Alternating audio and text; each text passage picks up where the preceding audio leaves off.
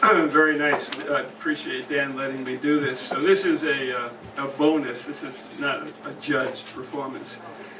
However, it's an important story, I think, because unlike so many of our previous stories, which are quite funny at parts, this one is not funny, but it is spooky. It is haunting. It starts about 1996. Sally, my wife, and I were in Africa. She was Peace Corps director in a country called Swaziland. And we were going to Mozambique for an extended weekend. Now, Mozambique in 1996, those of you who are African studies people may remember some of this, has just come out of a 20-year civil war. Renamo and Frelimo were fighting over Mozambique. Now, what's really interesting, in those days, I think I was under the misapprehension that one of them was supported by the United States government and one by the Russian government. So we had the commies and the whatever we are, the world imperialists at one side. So they're fighting for 20 years, but the Berlin Wall had come down in, I think it's 89, and so all this money for these states to fight each other was over. The sort of the Cold War ended, and we didn't have to have these African countries killing each other. And quickly, I think it was about 1992, they came to the peace table and together formed a government. Now, Mozambique, though, in about 1992, you know how the United Nations does this? It talks about the poorest country in the world, like today it might be Somalia or Haiti. Well, in 1992, it was Mozambique. This country was devastated. You could not find a domesticated animal anywhere in this gorgeous country. Huge country, but there were landmines everywhere. You were warned going in by the embassy, and since we were part of the embassy, we got the warning, do not ever leave the tarmac, because there are landmines all over the place. Okay, so it's 1996, and Sally and I are going to take a visit, and we had heard about Big Louis and his restaurant about halfway up the Indian Ocean coast. Beautiful place. So this is really a little story about Big Louis, which I like to call Waiting for the Equinox. And I'll hopefully integrate all this together somehow. Big Louis was big because he was, I think, the biggest man I had ever seen in my life. He was probably 6'7", 6'8", and he probably weighed near 500 pounds. He was a gigantic man. And he was just as tender and sweet and gentle as he was big. And he greeted us as if we were long-lost cousins. And he ran a pension, a place where you had rooms upstairs and you had meals downstairs, and jolly, jolly fellow.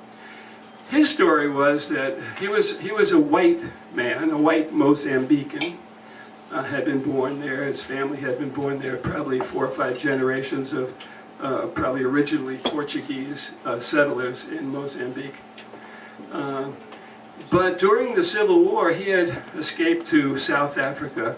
But now it's 4 years after the Civil War. He's back in Mozambique, reestablishing what he knew how to do, which is to set up this country place on the Indian Ocean where people like Sally, who were working hard in those days, who was working hard, I was not working hard, she was, we could go and rest and eat these wonderful fish dinners.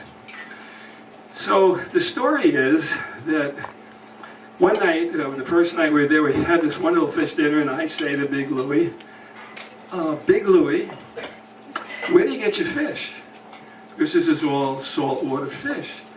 And he said, out in the lagoon, right outside in the lagoon. And I said, well, in the lagoon. Well, we had gotten there in the daytime, and I had seen that this lagoon, I guess I didn't know what a lagoon was really. But you can see land. You know, it's like a semicircle, right, all around, that goes out to the ocean. So my question for Big Louis was, I don't think so. How could you get saltwater fish in a lagoon? He said, well, look, tomorrow I want you to take a boat out there and I want you to go see what you see. So Sally and I took a boat ride out to the edge of this lagoon, and it's a beach, beautiful beach. It was probably 40 yards wide, and it probably was 2 or 3 feet elevation above sea level. But that just baffled me all the more, because how did the fish get in here? So that night at dinner I said, okay, Big Louie, I forgot one little thing here. Big Louie introduces us to his son, and you're going to think I make this up. I did make this up. His son is Tiny Tim, and Tiny is, compared to Big Louie, is really a small guy. He's about 6'2" and about 300 pounds. He looks like an NFL, linebacker. Nice boy. He's 22 years old. He's just as silly as any 22-year-old boy should be. He's out chasing the girls and all that stuff. He comes back in the story in a minute. So, okay, Big Louie, the mystery now. How do you get the fish in that lagoon? And he says, I'm waiting for the equinox. Now, I was a science teacher all my life, and I had never heard anybody, anywhere, say, I'm waiting for the equinox. So I said, really? I think he's pulling my leg, this guy, said to Sally. Tell me how the equinox, what that has to do with fish in your lagoon. He says, well, when that sun comes over the equator, the equinox, the Indian Ocean roils up and has devastating storms and smashes through that beach out there and opens up that beach for a couple months, and the fish come in. I said, wow, that is extraordinary. Extraordinary. So we finished our visit, had a wonderful weekend. Sally was resuscitated. I was thrilled. But I had never met a man quite as interesting, I don't think, as Big Louie. So we get home, back to Swaziland, and the equinox comes, and I get on the phone a week later, and I call the restaurant, the pension, and ask for Big Louie.